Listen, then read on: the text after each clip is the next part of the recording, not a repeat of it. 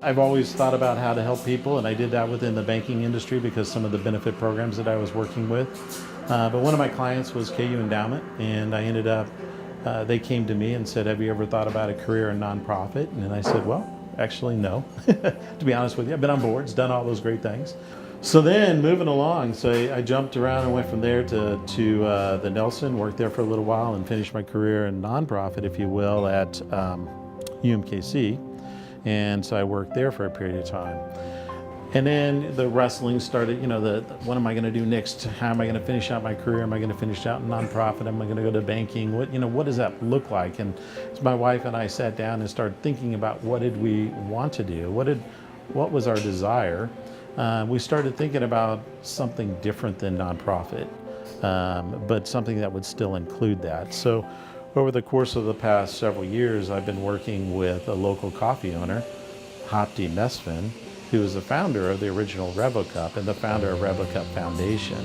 And so I went to him and said, hey, have you ever thought about opening another coffee shop?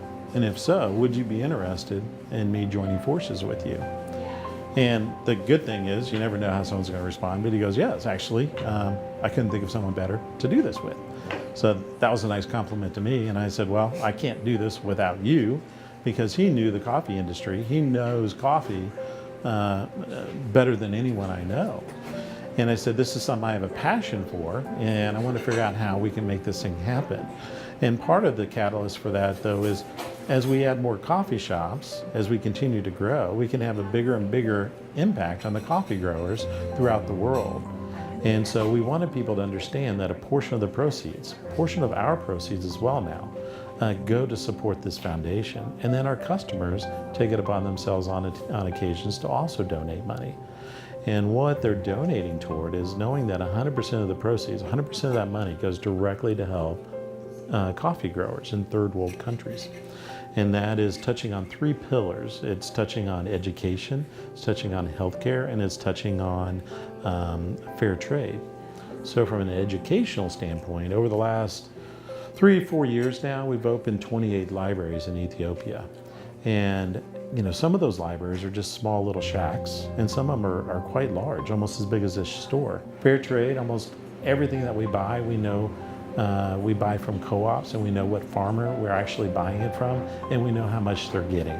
I think as an owner, an operator, your employees take a little bit after you. I'm pretty laid back anyway, so for me, they take that, and they know that if I'm gonna talk to them about what's going on, or if I have a challenging situation that we're gonna have to talk about, they know I'm gonna come at it from a real positive way. But we also look for employees that share our vision and don't just want to be a barista.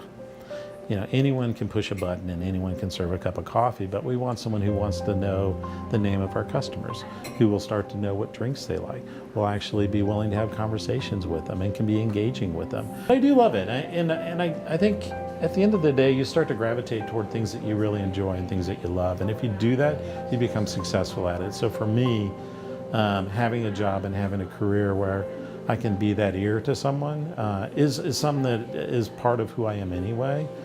Part of it relates to my faith and where I am with that, and listening to people where they are and some of the struggles that they have and the calmness that I have, and they may come to me and ask me questions about that. And that came about in part, I'm a cancer survivor too. That's another thing that I've, and my girls gave that to me after, my cancer, and said, hey, because that's something I've always said, life is good. And it is what you make out of it. I know that's sort of cliche-ish, but the reality is it is. And for me, life is good no matter what. And I try to live it that way every single day. I think that success for me is at the end of the day, being happy and content and knowing I'm making a difference in someone's life.